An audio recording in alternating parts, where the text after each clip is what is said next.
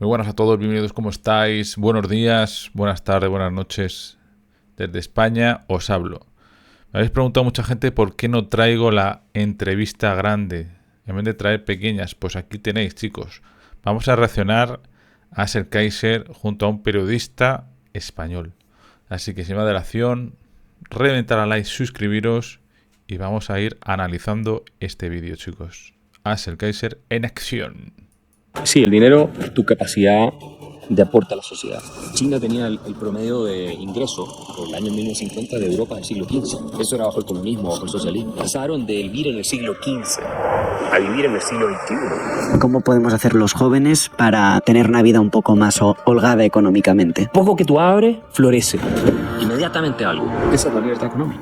¿Contra qué estamos luchando personas como Milei y yo? Milei, de quien tengo el orgullo de ser amigo. ¿Un Por cierto, el vídeo oficial abajo, chicos. país sin ricos es un país de pobres? El problema que tenemos en América Latina es que tenemos que luchar contra... ¿Cómo fue tu infancia y qué valores te inculcaron tus padres para llegar a ser una persona tan destacada? Mira, fue una infancia con luces y sombras, obviamente, como le suele ocurrir a las personas. En mi caso, mis padres se separaron, entonces eso fue muy difícil, muy duro, pero crecí con también bastante afecto y una formación alemana. Mi familia es de origen alemán. Yo también soy educado en esa tradición, fui al colegio alemán, estudié después mi doctorado de maestría en Alemania, en Heidelberg, y para mí siempre ha sido importante esa cultura. Entonces los valores que me inculcaron son muy germanos en el sentido de la honestidad, Es muy alemán. el sentido del deber, la responsabilidad, la puntualidad, la disciplina. Yo te diría que si tuviera que rescatar uno y como consejo para las nuevas generaciones, es la disciplina.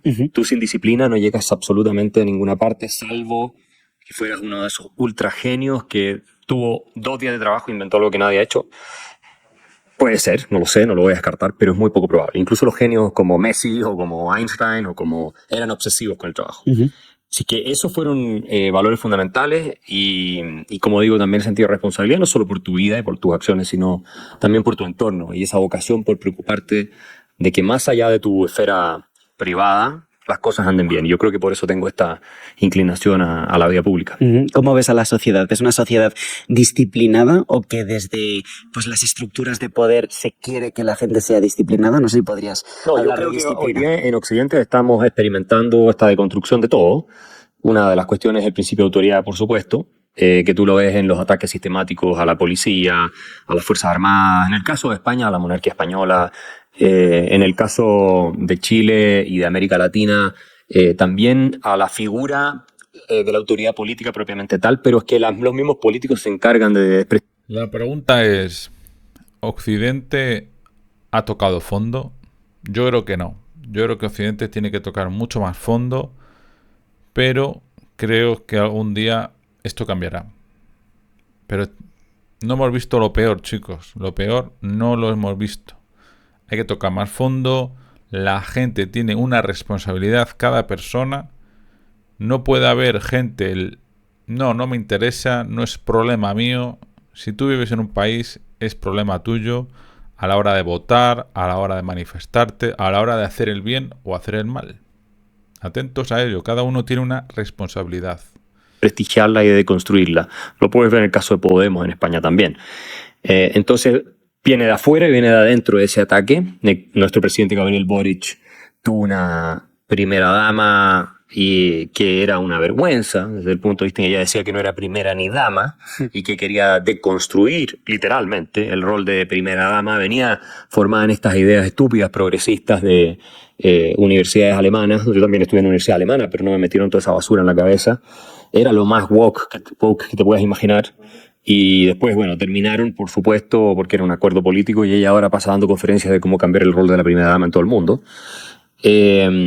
Y tenemos entonces como consecuencia de esa crisis de los valores la idea instalada a todo nivel de que la disciplina es casi que una virtud antivirtud. Ya no es una virtud, sino que es una especie de exigencia de la civilización creada por el hombre blanco, heteropatriarcal, que discrimina a las minorías y a todos los que no pueden ser disciplinados, y que es una construcción social que está diseñada para marginar a las personas. Entonces, No podemos exigirle a los estudiantes en las escuelas, no podemos exigirle a los estudiantes en las universidades, no podemos exigir nada en ninguna parte. Tal vez estoy exagerando porque hay sectores donde sí se exige, hay escuelas donde todavía priman, ¿no es cierto?, sus valores, pero son más de tipo conservadora. No las escuelas estatales en general, ni tampoco las universidades. Fíjate que cuando tú analizas en Estados Unidos las notas que se ponen a los estudiantes desde Harvard, todas las universidades, la inflación que hay de notas.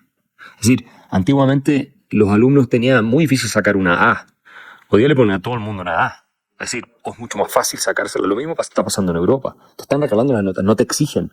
Y obviamente hay nuevas generaciones que tienen mucho menos tolerancia a ser disciplinados y a tener esa constancia. ¿Y cómo sería una sociedad indisciplinada?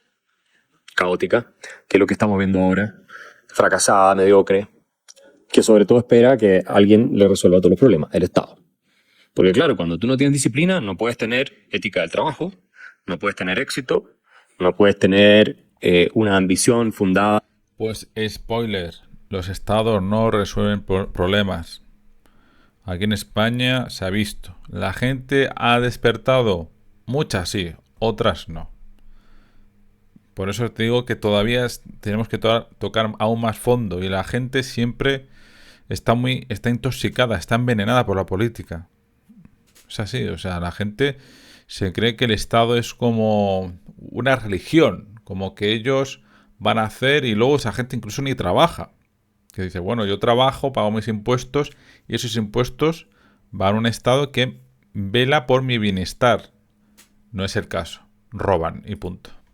En tu propio esfuerzo. No puedes tener, en definitiva, tampoco mucha libertad porque no eres responsable de tus acciones. Tú, para ser responsable, tienes que tener disciplina. Porque la responsabilidad es la capacidad de responder. Y la capacidad de responder no es algo obvio. La capacidad de responder implica que tú tengas instalada una batería de virtudes. Y como decía Aristóteles, las virtudes son hábitos que una vez aprendidos se ejercitan automáticamente o se ejecutan automáticamente. Entonces, las virtudes requieren disciplina.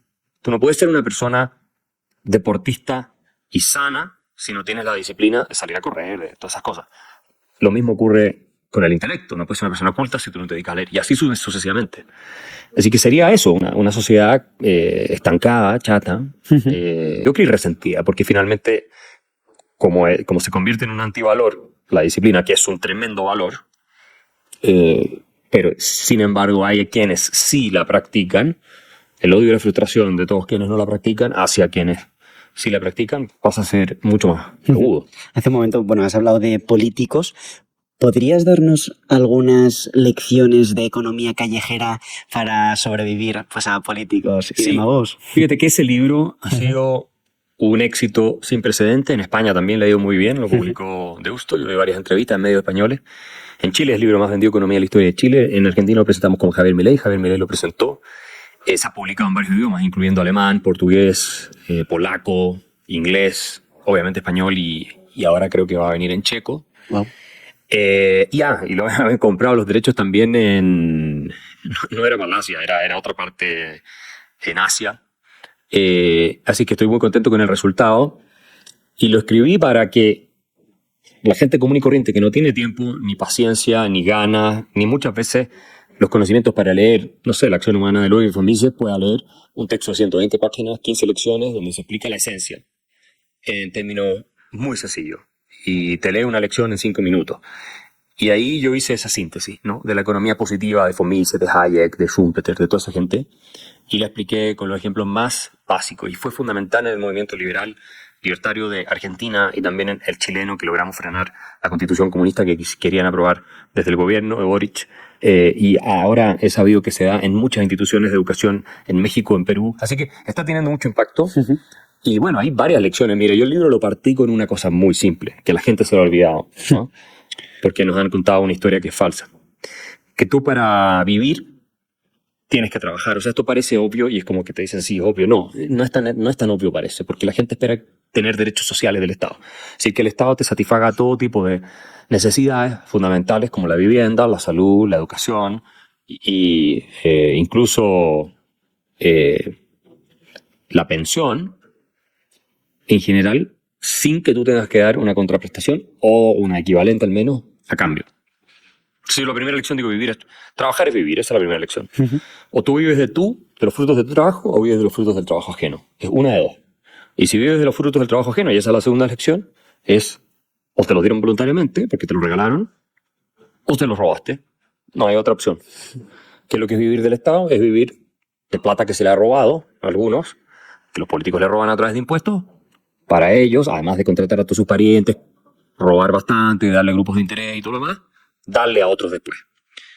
Entonces, cuando tú dices que tienes un derecho social a la educación, lo que estás diciendo es que tienes derecho a que otro te trabaje gratis por la fuerza y te pague a ti la educación, por ejemplo.